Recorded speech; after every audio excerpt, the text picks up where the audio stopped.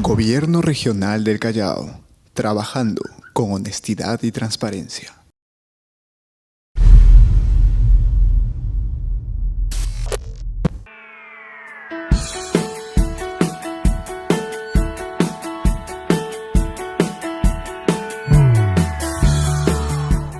Bueno, muy buenos días con todos. Siempre es un placer poder compartir estos minutos con las personas interesadas en poder tener un mejor conocimiento y más actualizado de lo que son los temas neonatales. En esta oportunidad vamos a conversar unos minutos acerca de hipoglicemia neonatal, que probablemente sea una de las patologías más frecuentes que nosotros vamos a manejar en los recién nacidos. Entonces, vamos a iniciar con el tema y vamos a hablar acerca de las generalidades de la hipoglicemia, cuál es la incidencia con que este problema se presenta, cuál es la definición de hipoglicemia, cuál es su etiología, cuáles son los mecanismos que la causan y cuáles son los grupos de riesgo, un punto fundamental para poder nosotros anticiparnos a este problema, cómo hacemos el diagnóstico, cuál es el tratamiento de la hipoglicemia y algunas recomendaciones acerca de cómo prevenirla. Muy bien. Entonces, en relación a la hipoglicemia, lo primero que tenemos que considerar es que en la etapa fetal, el ser humano no tiene que generar ni hacer ningún esfuerzo para obtener los nutrientes porque lo recibe básicamente a través de la placenta, que es lo que su madre le envía glucosa, aminoácidos, ácidos grasos, cetonas, glicerol y todos los suplementos energéticos que pueda requerir para crecer y desarrollarse dentro del vientre. Ahora, estas concentraciones están estrechamente controladas por el metabolismo materno y hay una mínima necesidad de participación de la regulación endocrina fetal. Por lo tanto, todo lo que recibe el feto depende de lo que la madre le ofrece, ¿no? El valor más bajo de glucosa en el feto se calcula que es alrededor de 45 miligramos por decilitro durante la gestación. Y la producción de glucosa fetal no ocurre en condiciones normales. El feto no tiene que producir glucosa. Ahora, otro aspecto importante es que a medida que la gestación avanza, la composición corporal del ser humano va modificándose. De tal modo que en etapas tempranas de la gestación, nosotros vemos que el ser humano tiene un alto contenido de líquidos y por otro lado, tiene pocas reservas en relación a lo que son lípidos, glucógeno y energía en general. Pero a medida que la gestación progresa, la cantidad de agua corporal va disminuyendo y las reservas, tanto de lípidos como de glucógeno, que va a ser finalmente la principal fuente de glucosa que tenemos nosotros, va a ir incrementándose hacia el final de la gestación. Y de esta manera, el feto va a venir al mundo con una reserva calórica importante y va a poder adaptarse en los primeros días mientras se establece una alimentación efectiva. Ahora, durante el periodo neonatal, el mantenimiento de una glicemia normal va a depender, como les dije, de que este niño llegue al mundo con reservas adecuadas, tenga un adecuado depósito de glucógeno y grasa que va a obtener si es que llega al mundo a término y con una ganancia ponderal más o menos adecuada. Pero también va a depender de cómo pueda utilizar esta energía, que es básicamente el metabolismo del glucógeno para convertirlo en glucosa, y también de la cantidad de glucosa que ingrese a su cuerpo y se vaya produciendo, ¿no? Como gluconeogénesis. La integración de los cambios adaptativos endocrínicos y gastrointestinales con el ayuno y la alimentación son los que van a permitir que este niño pues mantenga niveles adecuados de glucosa durante su periodo de adaptación. La glucosa se va a producir en el neonato a un ritmo que le va a permitir satisfacer las demandas metabólicas de las diferentes células de su cuerpo, porque el principal sustrato energético para que todas las células funcionen es la glucosa. Y esto se calcula que es alrededor de 6 a 9 miligramos por kilo por minuto. Es lo que el cuerpo necesita para funcionar óptimamente. Los estudios del metabolismo cerebral de los niños han demostrado que cuando los bebés son prematuros, son cerebros inmaduros, van a utilizar la glucosa a un ritmo superior a este. Los bebés prematuros necesitan más, porque son bebés que además no solamente están creciendo, sino están completando depósitos y formando nuevas estructuras que no alcanzaron a formar porque nacieron antes de tiempo. El metabolismo cerebral entonces supone que nosotros vamos a consumir lo que se calcula es alrededor del 60-80% diario de la glucosa que estamos ingiriendo. Entonces, fíjense ustedes lo importante que es la cantidad de glucosa que ingresa al cuerpo de un recién nacido para poder abastecer la demanda, y dentro de ellos el cerebro del recién nacido es el que mayor demanda tiene para la utilización de esta glucosa. Muy bien, ahora hablemos de la incidencia de la hipoglicemia. Ya sabemos en términos generales cómo es en la etapa fetal y cómo es en la etapa neonatal y cuánto se requiere para funcionar. Entonces, veamos cuántos bebés hacen hipoglicemia luego de nacer. La incidencia de la hipoglicemia del periodo neonatal es mayor que la que se pueda presentar en otras edades pediátricas. Es mucho más frecuente que el ser humano haga hipoglicemia cuando recién nace que cuando ya tiene mayor edad y mayor peso, ¿no? Y la incidencia en los recién nacidos prematuros es mayor aún que la de los recién nacidos a términos. Está vinculada directamente con el peso y con la edad gestacional. Se calcula que alrededor del 5 al 7% de los recién nacidos a término hacen hipoglicemia. Sin embargo, los prematuros pueden llegar a ser hipoglicemia hasta casi un 15% de ellos. Ahora, ¿cómo se define la hipoglicemia? Y esto, a pesar de ser una situación muy frecuente en los neonatos, existen muchas controversias en cuanto a cuál es la definición de hipoglicemia, cuál es la importancia clínica de ella y cuál es el manejo clínico óptimo. Si ustedes revisan la literatura, revisan los tratados, van a encontrar diferentes valores de glucosa considerados como normal y diferentes recomendaciones para el manejo de los mismos. No todos los autores van a estar de acuerdo en cuáles son los niveles seguros de glucosa para que no haya repercusión cerebral. Hay autores, y la mayoría de ellos son los que consideran que un límite inferior aceptable es alrededor de 47 miligramos por decilitro para que el cerebro no se afecte. Ahora, hay estudios recientes que encontraron que con niveles un poco menores, de alrededor de 45 miligramos por decilitro, se produce una respuesta adrenérgica y un incremento del flujo cerebral que puede ser adecuado.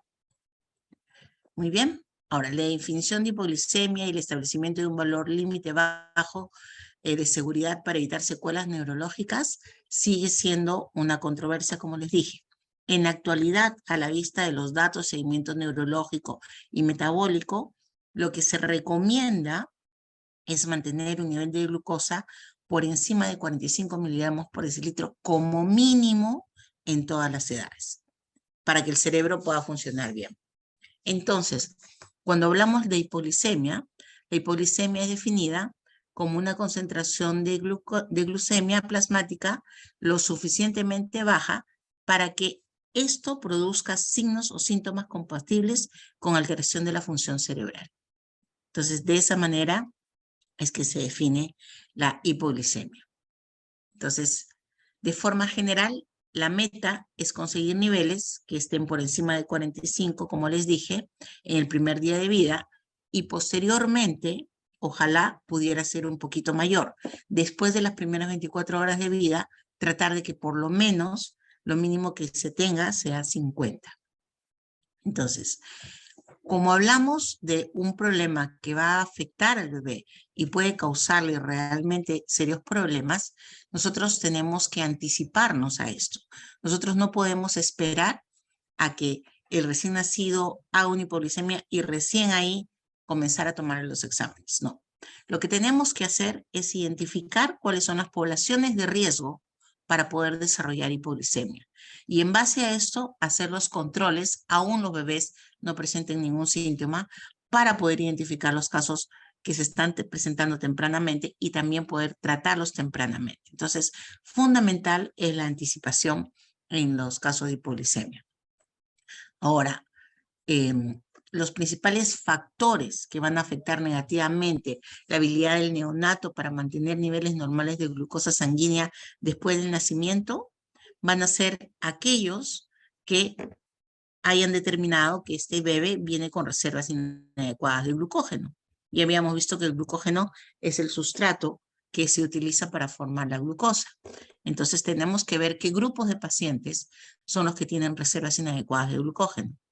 También tenemos que identificar a aquellos bebés que puedan tener una condición de hiperinsulinemia o aquellos bebés que estén en una situación que cause un incremento de la utilización de la glucosa.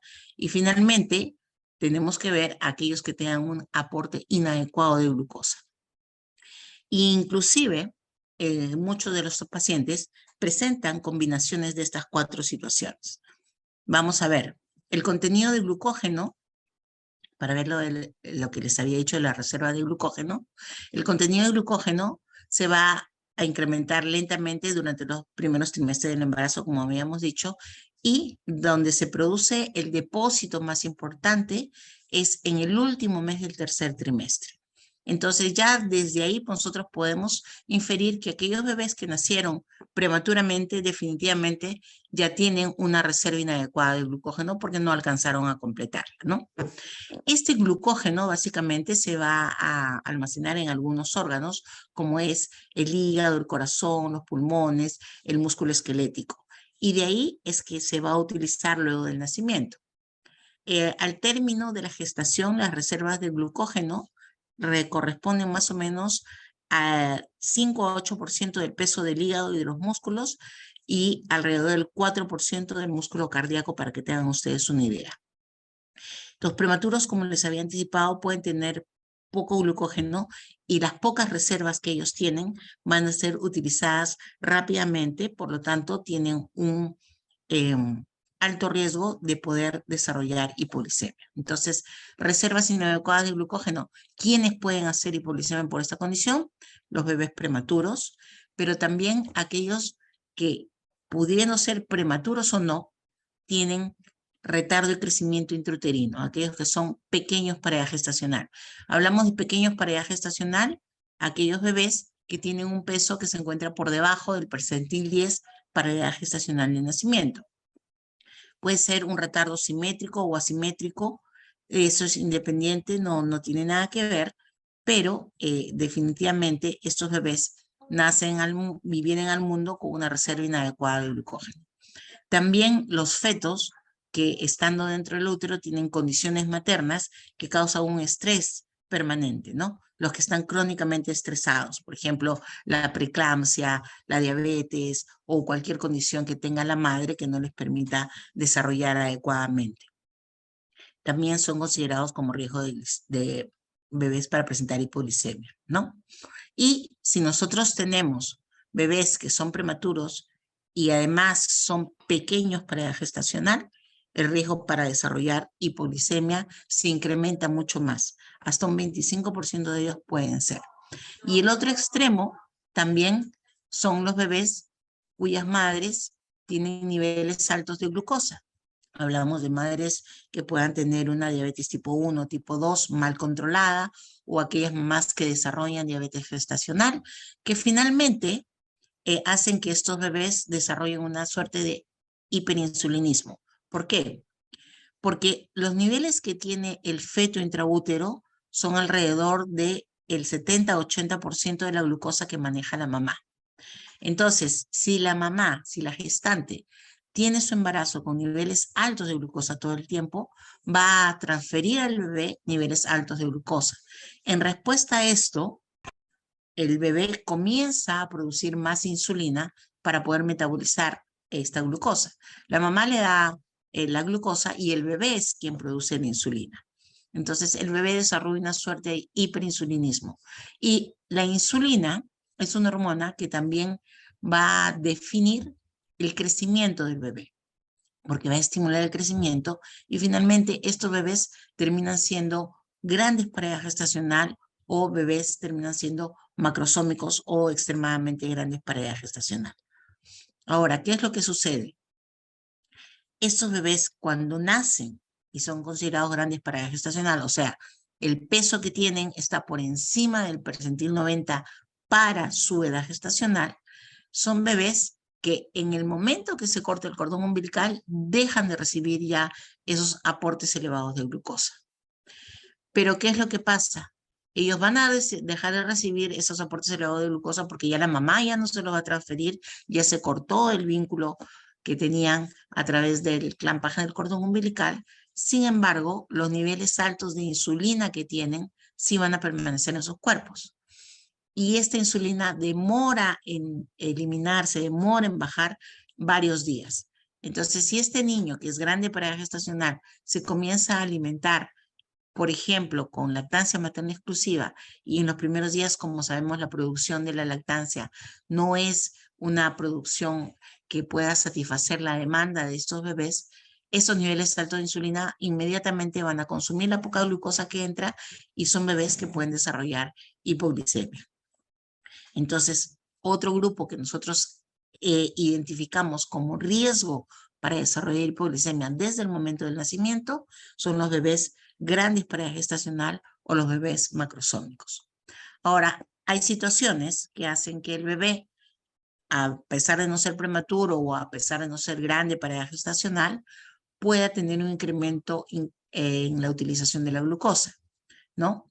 En los casos, por ejemplo, de la eritroblastosis fetal, el uso de drogas maternas también pueden incrementar la utilización de la glucosa, la hiperplasia o hiperfunción o las alteraciones a nivel de lo que son las células del páncreas, la producción de insulina por tumores, que son los adenomas de células beta, que no es frecuente, pero sí se puede dar, el síndrome de Whitman, los casos de iatrogenia también, y también los neonatos que puedan tener condiciones como infecciones, como shock, como enfermedades respiratorias, que va desde la membrana hialina, neumonías, taquimias, etcétera, etcétera, o problemas cardíacos que también incrementan su demanda de glucosa. Los bebés que desarrollan hipotermia luego del nacimiento, eso también es una condición que los pone en riesgo para poder desarrollar hipoglicemia, y los bebés que son asfixiados también, o los que vienen con niveles muy altos de hemoglobina, ¿no?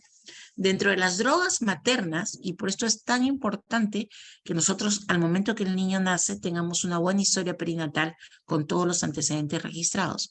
Dentro de las drogas maternas que pueden pasar hacia el bebé y causar la hipoglicemia están los beta simpático-miméticos, que son utilizados para, por ejemplo, las gestantes que están con amenaza de parto prematuro, los beta bloqueadores, la colpropamida, que es utilizada para la diabetes tipo 2, los diuréticos benzotiazídicos o los antidepresivos tricíclicos.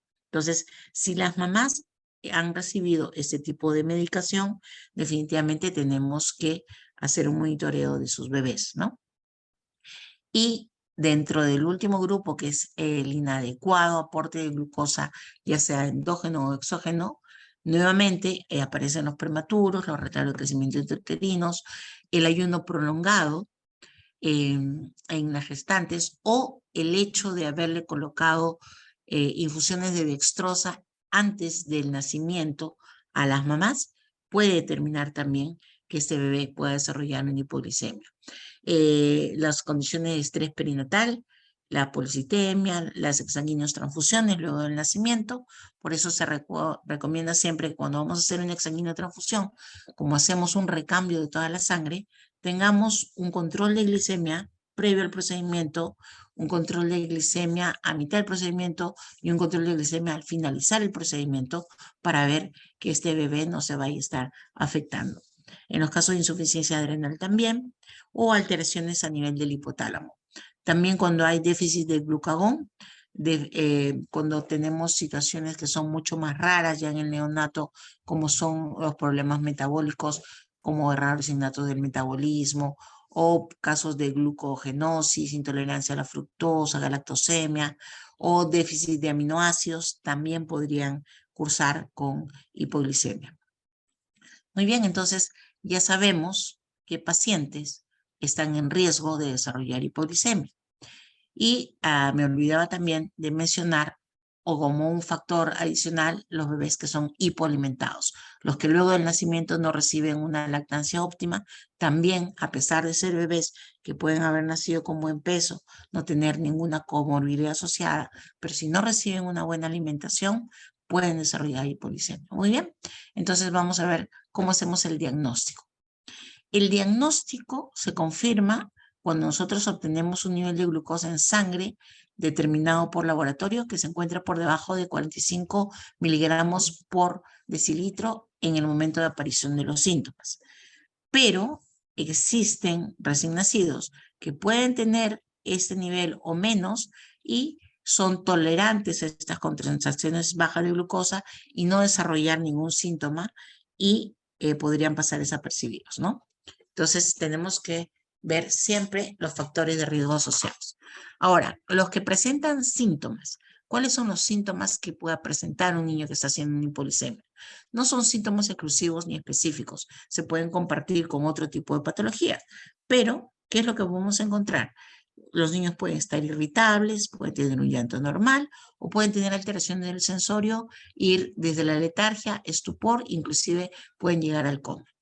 Son niños que están hipoactivos, pueden tener disminución del tono muscular, pueden estar tremorosos, la succión también se ve alterada, hay pobre succión, pueden tener también presencia de vómitos, la respiración también se afecta, pueden estar taquipnéicos, los prematuros sobre todo pueden presentar pausas respiratorias, pueden presentar apneas, la cianosis también está escritas, las convulsiones y el coma. Entonces, nosotros vamos a hacer el examen para determinar si este niño está hipoglicémico. Ya hemos dicho, 45 es mi nivel. Para yo decir 45 menos, ya sé que este bebé es hipoglicémico, ¿no? Entonces, ¿cómo hago el diagnóstico? Lo que usamos frecuentemente en todas las instituciones son los hemoglucotest a través de las tiras reactivas. Y no es que no esté recomendado. La tira reactiva nos orienta, pero si nosotros tenemos un hemoglucotest que se encuentra en estos niveles o menos, lo que se debe hacer es confirmar con una glucosa sérica, tomarle una muestra sanguínea y procesar esto para confirmar que este niño está haciendo hipoglicemia. O sea, la tira reactiva sola no me hace diagnóstico de hipoglicemia. Yo tengo que confirmar a través de un examen en sangre que acompañe a este hemoglucotest el diagnóstico de hipoglicemia, lo cual tampoco tiene que retrasar el manejo del paciente, porque igual el laboratorio se va a demorar por lo menos 30 minutos en darme el resultado de una glucosa sérica, ¿no? Y otra cosa que es importante también, cuando se toma la sangre para poder determinar el nivel de glucosa, esto tiene que procesarse rápidamente, porque si hay demora en el procesamiento, lo que se calcula es que por cada hora que pase, lo que va a haber es un descenso del nivel de glucosa en esta muestra de alrededor de 6 miligramos por decilitro. Entonces, también es importante el tiempo de procesamiento de las muestras, ¿no? Es recomendable realizar una evaluación temprana. ¿En qué momento tomo las muestras yo? Cuando estamos hablando de poblaciones de riesgo, como las que hemos mencionado ahorita, entonces en esos bebés, luego del nacimiento, hay que tomarles una muestra tan temprano como a los primeros 30 minutos de vida o a la hora de vida. Ahí es donde yo voy a tomar mi primera muestra. Y luego, dependiendo de cómo va evolucionando este niño, si es que comienzo a alimentarlo, si es que su estado general es bueno, o de repente aparecen síntomas de hipoglicemia, los siguientes controles los puedo hacer a la hora siguiente, o los puedo hacer a las 2, a las 4 o a las 6 horas. Entonces, todo va a depender de la evolución clínica del bebé, ¿no? Ahora, lo ideal es que nosotros mantengamos la glucosa en rango normal. ¿Cuándo es que podemos tener cierta tranquilidad? Cuando le tomamos la glucosa y vemos que se encuentra en un rango entre 50 a 110 miligramos por decilitro, glucosa sérica, ¿no? No es infrecuente que un neonato que es hijo de madre diabética pueda requerir el monitoreo por más días. ¿Por qué? Porque recuerden que el hijo de madre diabética tiene niveles altos de insulina y estos niveles altos de insulina todavía van a demorar varios días en regresar a la normalidad. Entonces, este niño sí tiene mayor riesgo que los otros de poder seguir presentando hipoglicemia en los días subsiguientes y necesita una observación más estrecha. Entonces yo ya identifiqué a mis pacientes de riesgo, ya les tomé el examen, ya sé cómo debo hacerlo, ya sé en qué momento debo hacerlo y aparecen los casos de hipoglicemia. Entonces, ¿qué es lo que yo debo hacer? Brindar tratamiento. Y el tratamiento de las hipoglicemias tiene que ser un tratamiento rápido y oportuno. ¿Cuál es el objetivo de tratar a un paciente con hipoglicemia? Mantener la glicemia por encima del punto de corte, o sea, mantener los niveles de glucosa en un rango normal, entre 50 y 110, una vez que yo comienzo mi tratamiento. Los pacientes que están sintomáticos, obviamente tengo que corregirles la glucosa y también yo tengo que dar un tratamiento que me permita prevenir que este niño vuelva a presentar nuevos episodios de hipoglicemia. Y obviamente, previniendo esto, voy a prevenir las complicaciones neurológicas a largo plazo que se puedan presentar. Para los recién nacidos en riesgo, que no tienen sospecha de las enfermedades genéticas que son poco frecuentes, pero que causan cuadros más severos, el objetivo será mantener una glicemia mayor de 47 en las primeras 24 horas de vida y pasadas estas 24 horas de vida por encima de 50. Eso es lo que recomienda la Academia Americana de Pediatría y la Sociedad Pediátrica de Endocrinología. Y si tenemos recién nacidos que tienen sospecha de padecer enfermedades genéticas metabólicas que puedan causar hipoglicemia, que son menos frecuentes, que son más raras pero más complicadas, en estos casos sí, el objetivo es llevar una glucosa a un nivel que se encuentre por encima de 70 miligramos por decilitro. La meta del tratamiento es restaurar los valores de glicemia a rangos normales, como les vuelvo a decir. El programa Stable, que es un programa que dicta para estabilización de recién nacidos, da la recomendación igual entre 50 a 110, ¿no? Y la evaluación inicial de la edad del paciente y la causa de hipoglicemia también debe ser considerada. Por lo tanto, si yo tengo un bebé que ha desarrollado hipoglicemia, voy a manejar la hipoglicemia, pero también tengo que corregir los problemas que llevaron a este bebé a hacer hipoglicemia. Les pongo un ejemplo. Tengo un bebé que está infectado, que está séptico, que me hace hipoglicemia, obviamente doy tratamiento para hipoglicemia, pero debo manejar la sepsis. Si tengo un bebé que está en shock, obviamente manejo la hipoglicemia, pero tengo que manejar el shock. En la medida que no se revierte el problema que ocasionó la hipoglicemia, esto va a ser de más difícil manejo. Entonces al paciente hay que verlo en forma integral. En los casos de los pacientes sintomáticos con signos claros de neuroglucopenia, o sea, alteraciones neurológicas causadas por la disminución de glucosa, que pueden ser las convulsiones o el coma, se debe administrar glucosa parenteral apenas se pueda, inmediatamente. El tratamiento, como les anticipé, tiene que comenzar incluso antes que nosotros tengamos la confirmación por laboratorio de una glucosa sérica. Y la opción más segura que recomiendan es administrar bolos de glucosa. Nosotros cuando tenemos un paciente con diagnóstico de hipoglicemia, lo primero que vamos a hacer es ponerle un bolo de glucosa de 2 centímetros por kilo. Y este bolito se lo vamos a poner por vía endovenosa, porque la hipoglicemia se maneja y se corrige por vía endovenosa y tenemos que hacerlo a una velocidad controlada de alrededor de 5 minutos.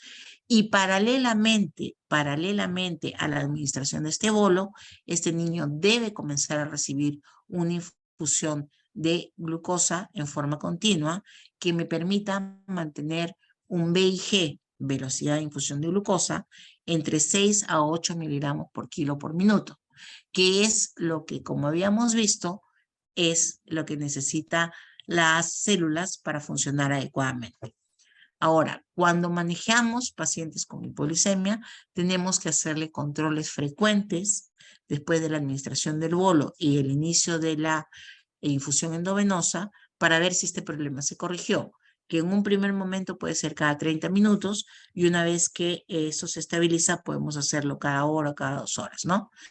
Si el resultado de la tira reactiva es igual o menor a 50, entonces no hemos controlado el problema, debemos repetir un nuevo bolo de 2 centímetros por kilo de dextrosa al 10%.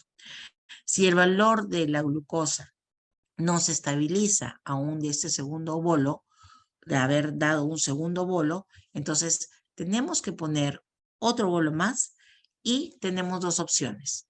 Digo, muy bien, le estoy poniendo su tercer bolo, pero tengo que aumentar la concentración de glucosa que este niño está recibiendo. Entonces tengo dos opciones.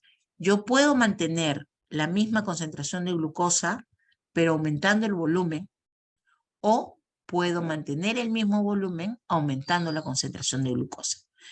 Esas dos opciones. Va a depender, obviamente, de la edad del niño y de las patologías que lo acompañen, ¿no? Si no es lo mismo manejar la hipoglicemia de un bebé que está en el primer día de vida o de un bebé que está en el séptimo día de vida, porque el bebé del séptimo día de vida puede tolerar mayores volúmenes. El bebé del primer día de vida podemos ir a 80 de volumen, de repente podemos ir hasta 100, pero más allá de eso no podemos darle. Pero sí podríamos subir de una dextrosa al 10% a una dextrosa al 12%, por ejemplo, manteniendo el mismo volumen, y con eso voy a lograr darle la cantidad de glucosa que requiere para corregir su problema de hipoglicemia, ¿no? Ahora, en los casos que nosotros tengamos bebés que están recibiendo ya velocidad de infusión de glucosa, hemos llegado aumentando progresivamente hasta 12 miligramos por kilo con minuto, estos casos van a requerir tratamiento coadyuvante, además de el manejo con soluciones de dextrosa. Entonces, tenemos que ser claros con eso. Entonces, si yo estoy en un hospital donde no tengo la posibilidad de darle otros tratamientos para la hipoglicemia, aparte de una infusión de dextrosa, tengo que coordinar la referencia de este paciente. Ahora, si el neonato está hipoglicémico debido a una condición, por ejemplo, como una hiperinsulinemia, puede ser necesario aumentar la cantidad de miligramos por kilo por minuto, inclusive hasta 15, de 12 a 15. Pero esto significa que la concentración de dextrosa del endovenoso puede ser por encima de 12.5%.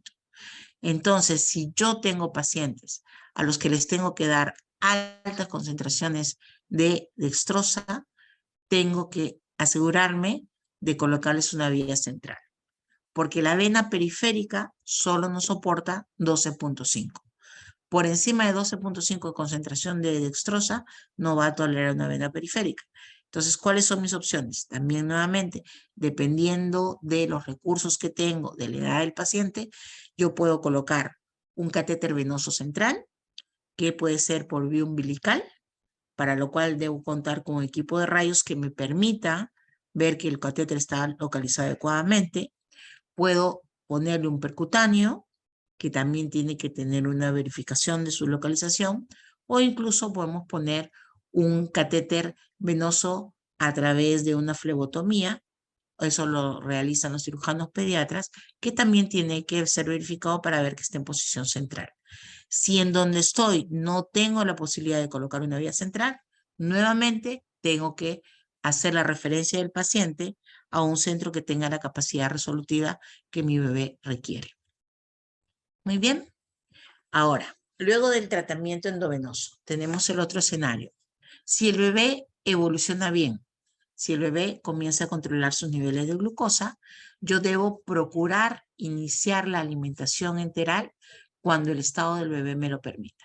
El bebé no vomita, el bebé no tiene dificultad respiratoria, el bebé se encuentra tranquilito, entonces comenzaremos a darle un aporte enteral que también me va a permitir aumentar la cantidad de glucosa que le estoy ofreciendo. Una vez que yo logre, y esto lo voy a ir incrementando de forma progresiva, una vez que yo logre que ese bebé tenga un aporte enteral por encima de 100 miligramos por kilo por día, vamos a comenzar a bajar el descenso progresivo del aporte de glucosa por endovenoso. ¿Por qué? Porque yo con 100 mililitros por kilo por día por vía oral ya tengo la seguridad que este niño está recibiendo un buen aporte de glucosa a través de la vía enteral. Entonces ya puedo comenzar a disminuir el aporte a través de la vía endovenosa. Y la idea es que haciendo esta disminución, yo pueda mantener los niveles de glucosa en sangre por encima de 50. Los pacientes que logran mantener estos niveles de glucosa tienen que ser en glicemias preprandiales, o sea, antes de la siguiente alimentación. Cuando estamos hablando de bebés de menos de 48 horas, cuando yo le tome la glucosa, tiene que ser antes de alimentarlo y debe estar por lo menos en 50. Pasadas las 48 horas, le tomo la glucosa antes de alimentarlo y lo ideal es que ya se encuentre en 60 o más, ¿no? Entonces también el momento de la toma de glucosa para saber si el niño está manteniendo estables sus niveles de glucosa debe ser preprandial, no postprandial, porque si lo hacen postprandial inmediato, obviamente todos van a salir con mejores niveles de glucosa, ¿no? Ahora,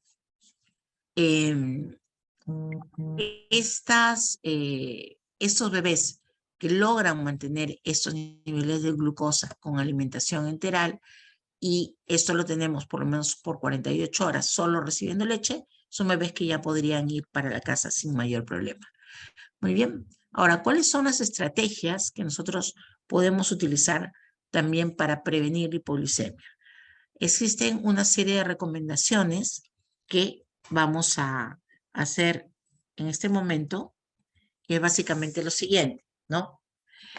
Hay que, en las pacientes, en las gestantes, evitar la administración de soluciones de glucosa intravenosa durante el trabajo de parto, porque esto va a llegar directamente al bebé y esto va a estimular su producción de insulina y luego de que nacen va a tener un nivel alto de insulina y esto va a determinar pues que consuma rápidamente la glucosa que le llega después del nacimiento y pueden hacer hipoglicemia. Entonces, no se recomienda el uso de soluciones de dextrosa en las gestantes durante el trabajo de parto. Inmediatamente luego del parto, el contacto piel a piel es fundamental para estos bebés. ¿Por qué? Porque el contacto piel a piel permite que el niño regule su temperatura y tenga una adaptación a la vida extrauterina en forma óptima y más adecuada.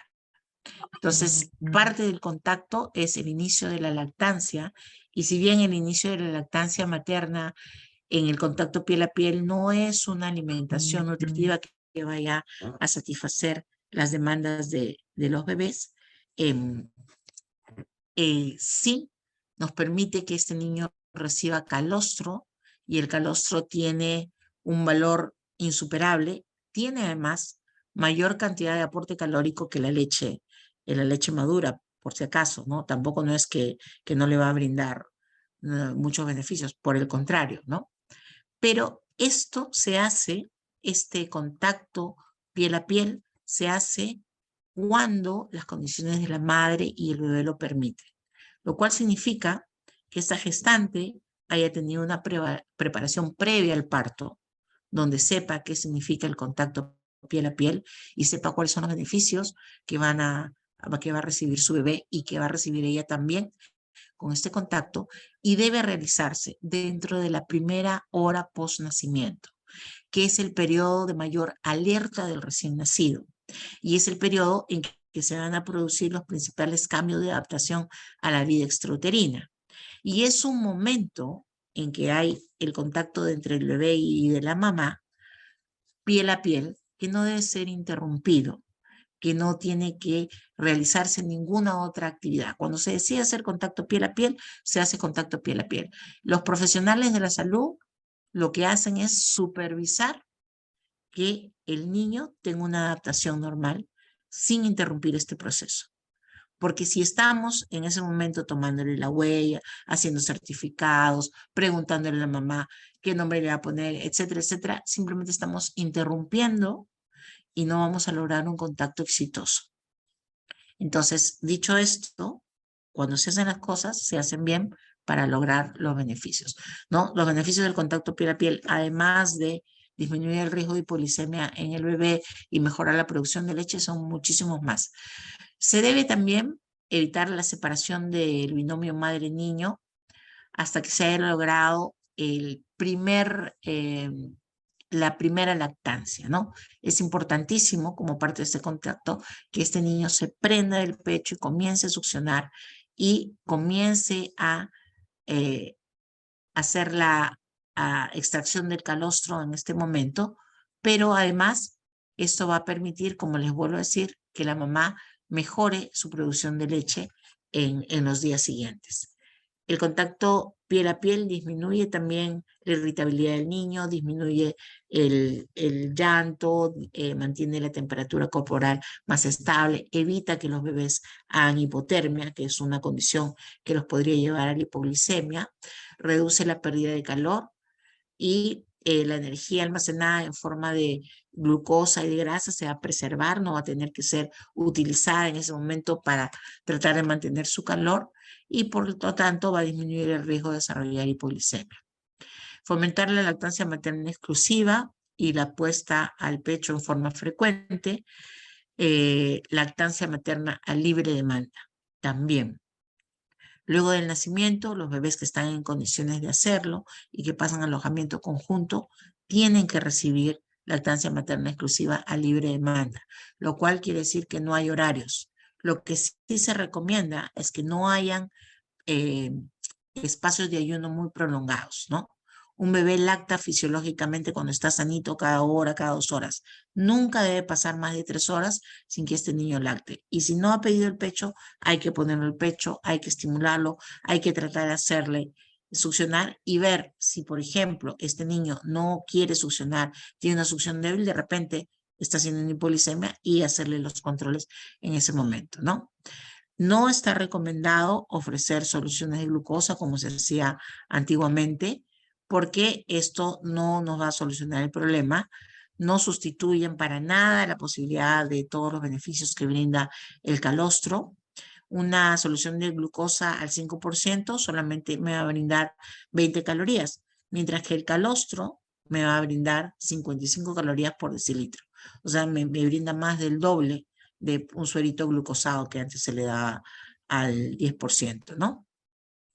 Muy bien, tiene además otros componentes que también son bastante beneficiosos para el bebé y sobre todo los componentes inmunológicos que no están presentes en ningún tipo de solución, ni fórmulas artificiales, ni nada.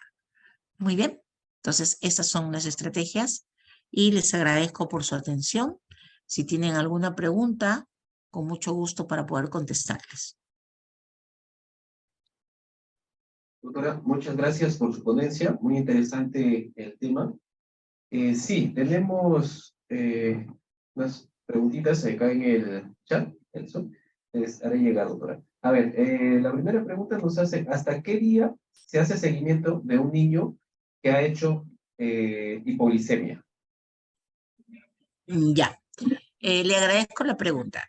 Nosotros lo que hacemos en los bebés que han hecho hipoglicemia, primero es, una vez que hemos logrado controlar el problema y hemos logrado mantener niveles de glucosa óptimos por 48 horas, por encima de 50, recibiendo solamente alimentación enteral, considerar el alta en ese momento. Pero dependiendo de la severidad del problema que haya causado la hipoglicemia, porque la hipoglicemia en sí es un nivel de glucosa bajo, pero afecta a otros órganos y sistemas. No es lo mismo un bebé que ha tenido una hipoglicemia transitoria que se ha podido solucionar en 72 horas, como aquel bebé que tuvo un episodio de hipoglicemia y convulsionó. Entonces, el paciente que presenta mayores síntomas causados por la hipoglicemia es un bebé que se convierte en un paciente de alto riesgo y tiene que entrar a un programa de seguimiento con una evaluación multidisciplinaria donde participa no solamente el médico pediatra, sino el neuropediatra y tenemos que ver qué otras necesidades pueda tener para ver qué tanto puede haber afectado este problema al bebé. Entonces, nuevamente, en medicina no existen plantillas. Depende de cada paciente y cómo fue la evolución de cada paciente para decidir el tiempo de seguimiento que vamos a tener con estos pacientes, ¿no? Pero en términos generales, una vez resuelto el problema de hipoglicemia, 48 horas manteniendo aporte enteral con niveles de glucosa normal, se le puede dar el alta y seguir los controles por consultorio con todas las recomendaciones para los padres. Ok, doctora, muchas gracias a su respuesta. También tenemos otra pregunta que nos dice, ¿cuándo debemos de pensar en hiperinsulinismo o alguna enfermedad innata del metabolismo? Ya. Bueno, hiperinsulinismo lo consideramos cuando en principio los bebés crecieron mucho, porque la insulina, aparte de producirse en mayor cantidad, actúa como hormona de crecimiento y hace que el bebé crezca. Entonces, todos los bebés que son grandes para edad gestacional, o son macrosómicos o grandes macrosómicos, son bebés que han tenido un problema de hiperinsulinismo. Eso es lo primero. Lo segundo, los errores innatos del metabolismo o los otros tipos de problemas metabólicos que se presentan, que son menos frecuentes, se sospechan cuando tenemos hipoglicemias persistentes, que no es el tema de esta charla, porque no nos permite, es un poquito más denso este tema, pero si yo tengo un paciente que aparentemente no tiene otras condiciones asociadas, pero sí me hace hipoglicemia persistente, de difícil manejo, que requiere altas concentraciones de glucosa para poder estabilizarlo, tengo que comenzar a buscar causas menos frecuentes. Y ahí entra en este grupo de enfermedades raras, ¿no? Entonces, en ese tipo de pacientes es. Ahora, algunos de estos pacientes tienen algunas características particulares que nos pueden hacer sospechar de que pueda tener algún problema metabólico asociado, ¿no? Muchas gracias, doctora. También hay otra pregunta que nos dicen, si un neonato después de 24 horas sin síntomas se encuentra con glicemia de 45, ¿cuál sería el manejo? En estos casos, lo que tenemos que hacer, que estamos en el límite, ¿no? ¿Es o no es? Si el paciente está en buenas condiciones, no tiene ningún síntoma, lacta bien, la primera condición, se puede alimentar bien, o sea, yo puedo garantizar que el paciente pueda recibir un aporte enteral adecuado, lo que tengo que hacer es ponerlo a lactar o, en todo caso, si es un bebé cuya madre no tiene una buena producción de leche, ahí podría considerar el uso de una fórmula alternativa, una fórmula maternizada, darle la leche y luego de 1 hora hacerle un control de glucosa para no tener que ponerle un endovenoso. Pero son casos que son bebés en buenas condiciones, asintomáticos, que tienen un nivel límite de glucosa, que lo que tengo que garantizar primero es que tenga un aporte enteral adecuado. Si yo puedo garantizar un aporte enteral adecuado, simplemente estoy ahí supervisando, viendo que reciba su leche y después le haré el control de glucosa a la hora y luego le haré un siguiente control a las 2 horas para ver que los niveles de glucosa se mantengan normales. Y esto me lleva a lo siguiente. Hay muchos casos de hipoalimentación. Entonces nosotros tenemos que ver qué edad tiene el bebé y cuánto es su pérdida de peso también. Porque nosotros tenemos una pérdida de peso fisiológica en los recién nacidos. Y en el recién nacido a término, al final de la primera semana, esta pérdida de peso no debería ser más del 10%. Y en los bebés prematuros no debería ser más del 15-18% al final de la primera semana. Y a veces vemos bebés que vienen con 2 días de vida que han perdido hasta un 15-20% de su peso al segundo día de vida. ¿Y qué es lo que pasó? Que este bebé no estuvo siendo alimentado adecuadamente. Y estos bebés pueden hacer hipoglicemia tempranamente. Entonces, esto también tenemos que tenerlo en cuenta.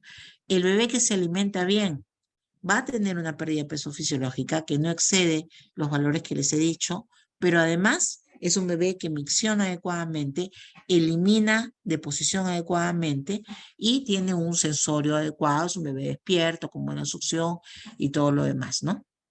Entonces, hay que saber qué es lo normal para poder identificar lo que sale de lo normal y se convierte en un signo de alarma, como son las grandes pérdidas de peso en los recién nacidos.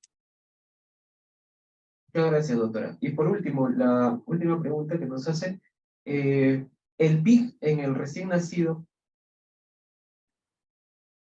El BIG, BIG. El BIG, doctora, en el recién nacido. Velocidad de infusión de glucosa, sí.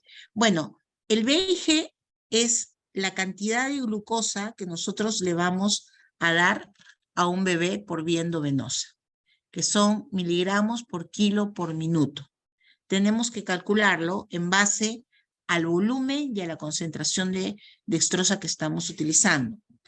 Y la recomendación es que cuando nosotros damos una infusión de glucosa para un problema de hipoglicemia, el BIG que usemos vaya entre 6 a 8 miligramos por kilo por minuto.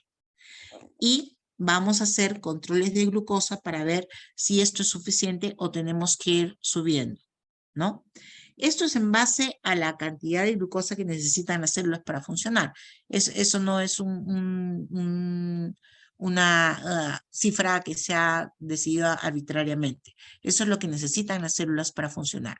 Entonces, podemos comenzar con 6 y de acuerdo a la respuesta podemos mantener 6 y con eso es suficiente o podemos incrementarlo. ¿Hasta cuánto nosotros lo incrementamos?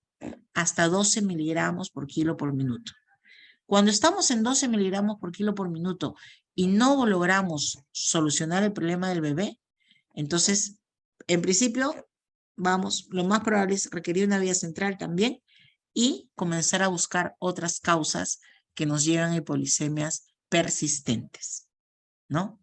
Es ahí donde nosotros tenemos que comenzar a pensar, hay algo que está causando que este niño no logre remontar este nivel de glucosa. Puede ser, por ejemplo, un mesidioblastoma, que son tumores a nivel del páncreas, que son productores de grandes cantidades de insulina y que hacen pues de que estos niños puedan tener hipoglicemias persistentes, ¿no? O los errores innatos del metabolismo o las otras causas menos frecuentes que hemos visto. Muchas gracias, doctora. Ya al momento no tenemos más preguntas. Agradecerle nuevamente por su participación y compartir sus conocimientos y experiencia a nombre de la institución del Hospital San José y también a nombre de los participantes que nos acompañaron en su ponencia, doctora. Esperemos también poder contar el próximo año tal vez con su participación nuevamente, cuando estaremos organizando el siguiente año, y agradecerles nuevamente por su participación y gracias, doctora. Muchas gracias a ustedes. Hasta luego.